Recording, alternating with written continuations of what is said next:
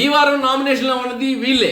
మధ్యలో శివాజీకే పంచుల మీద పంచులు ఇచ్చేసిన దువ్వాడ మాదిరి అస్సలు తగ్గేదలే. శెట్టి గారి ఆటకు గుప్తా గారు ఆటంకం అట, అందుకే పాయిజన్ ఇంజెక్షన్ ఇచ్చేసారు. రీతు బిహేవియర్ బాగోలేదని ఇంట్లో అంతా ఏడుస్తున్నాం అంటూ దువ్వాడ మాధురి గారితో మొరపెట్టుకున్నారట రీతు మదర్. నాగార్జున గారు మీరు అసలు తగ్గకూడదండి, కానీ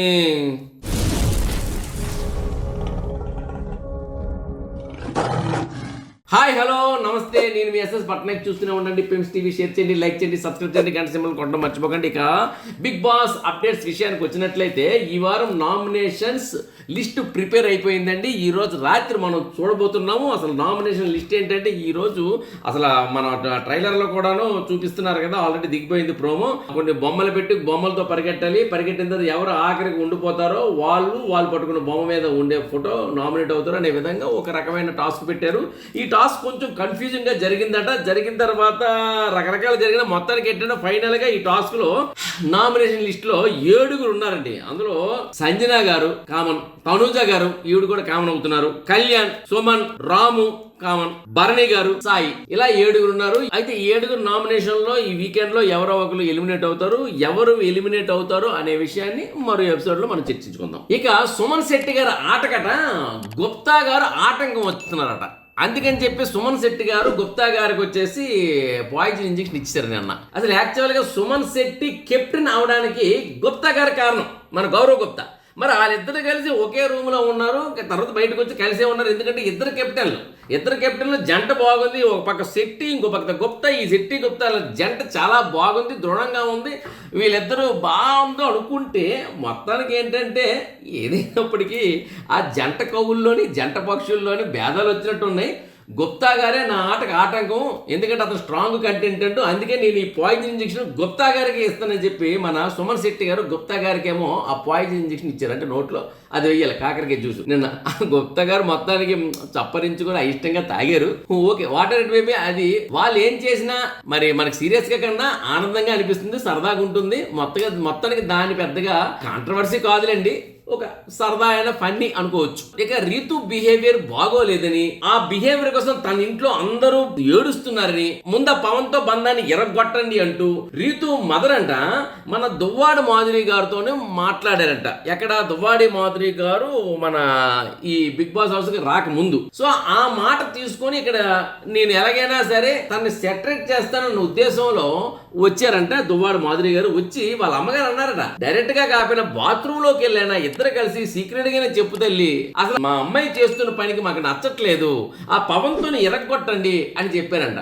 ఇదే విషయాన్ని నిన్న రాత్రి బజ్జులోని శివాజీ గారితోని మన మాధురి గారు చెప్పారు. మొత్తానికి మరి ఆ చెప్పే విధానం అలా కాదు కదా, మనకు బాగా చెప్పొచ్చు కదా అంటే నేను ఎలా చెప్పాలనుకుంటాను చెప్పాను. కాబట్టి నేను కొట్టాలంటే కొడతాను, మాట్లాడాలంటే మాట్లాడతాను, ఎలాగైనా ఇది నా బిహేవియర్, నేను నాలాగా ఉండడానికి వెళ్ళాను కానీ ఇంకొకరిలాగా ఉండడానికి వెళ్ళాను అంటూ మొత్తానికి ఏంటంటే శివాజీ గారికి ఇచ్చుకున్నారు. ఇక దువ్వాడ మాధురి గారితో జరిగిన శివాజీ గారు బజ్జు గురించి చెప్పాలంటే, బజ్జులోని శివాజీ గారు అందరినీ వేసుకుంటే రాత్రి శివాజీ గారిని వేసుకున్నారు దువ్వాడ మాధురి గారు. అవునండి, ఎలా ఉందంటే శివాజీ గారి క్వశ్చన్స్ అంటే మనకు తెలిసినవే, ఒకటి ర్యాపిడ్ ఫైర్ క్వశ్చన్స్, అక్కడ ఎక్కడ తేడా ఉండదు. కానీ ఆ క్వశ్చన్స్కే తిరిగి ఉల్టాగా ఇవి కౌంటర్స్ ఇచ్చారు. ఎలా ఉన్నాయంటే పల్కనామాకే పంచా అన్నట్టు ఉన్నాయండి. శివాజీ గారు అడగడమే లేడు, టపక్కని ఇవి ఇచ్చే సమాధానం ఎలా ఉన్నాయంటే ఎంతో ట్రైన్డ్గా, అసలు ఆ కాన్ఫిడెన్స్ లెవెల్కి మెచ్చుకోవాలండి. మొత్తానికి శివాజీ గారికి ఫటక్ అని పంచుల మీద పంచులు ఇచ్చేస్తుంది దువ్వాడ మాధురి గారు. అసలు ఆ విషయం చూస్తే తగ్గేది లేదు కాదు, అస్సలు తగ్గేదిలే అన్నట్టు ఉందండి. మొత్తానికి ఏదేమైనప్పటికీ శివాజీ గారు ఫైనల్గా ఆమెకి అడగవలసిన మన్ని క్వశ్చన్స్ చేశారు. మొత్తానికి ఏంటంటే మీరు ఇలా ఉండొద్దండి, కొంచెం మారండి, మీరు మాధురి గారా అనే డౌట్ వచ్చింది. అలాంటప్పుడు మాధురి అని చెప్పండి బాగుండు, మీ స్థాయి ఎక్కడికి వెళ్ళిపోయాను అంటే, చెప్పకపోతే నా స్థాయి ఎక్కడికి వచ్చిందా, నేను ఇలాగే ఉంటా, మాస్క్ వేసుకొని తిరగను అంటూ మన మాస్క్ మ్యాన్ హరీష్ గారినే మించిపోయారండి. ఆయన ఇంకే కౌంటర్లు ఇవ్వడంలో ఆలోచించారేమో కానీ శివాజీ గారికి ఈమె అస్సలు ఆలోచించలేదు. అందుకే అన్నాను అస్సలు తగ్గేది లేదు మన దువ్వాడు మాధురి గారని. ఇక నాగార్జున గారి విషయానికి వస్తే, నాగార్జున గారు మీరు అసలు తగ్గకూడదండి. ఎందుకంటే నాగార్జున గారు అందరినీ మీరు పేరు నిల్చోబెట్టి వాళ్ళు చేసిన తప్పుల్ని కడిగి పారేస్తున్నారు. ఎంతలా కడుగుతున్నారంటే అసలు టైం కూడా మీరు ఎక్కువ తీసుకుంటున్నారు, తక్కువలో కాదు. అలాంటి టైం ఎక్కువ తీసుకుని అనడం లేదు నేను. మరి పడాల కళ్యాణ్ గారికి అయితే మోకరిల్ని నమస్కారం పెట్టి క్షమాపణలు అడిగినంత వరకు మీరు వదలలేదు. That is very fine. That is Nagarjuna గారు great. Bigg Boss is so great అనిపించుకుంది ఆ ఒక్క మీరు తీసుకున్న నిర్ణయం వల్ల. కానీ ఇంకొకటి ఏంటంటే, ఇది బిహేవియర్ కోసం, మనం హౌ టు బిహేవ్, ఎలా నడుచుకోవాలి, ఎలా మాట్లాడాలి, ఎలా ఉండాలి అని చెప్పే ఒక సైకలాజికల్ సోషలాజికల్ ఒక ప్రోగ్రామ్ ఇది. అలాంటి ప్రోగ్రాంలో మీరు తనూజా గారికి విషయంకి వచ్చినప్పుడు మాత్రం ఏదో తూతూ మంత్రం అడుగుతున్నారు. అంటే మీరు తనూజా గారి యొక్క పిఆర్లు ఏమైనా ఫీల్ అవుతారని మీరు అడుగుతున్నారా?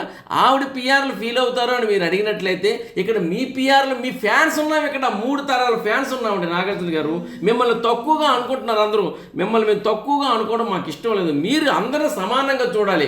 ఒకరిని గదిలోకి పిలిచి క్లాస్ పీకడం, మరొకరిని అందరూ పబ్లిక్గా క్లాస్ పీకడం, ఒకరిని కొంచెం అడగడం కాదు.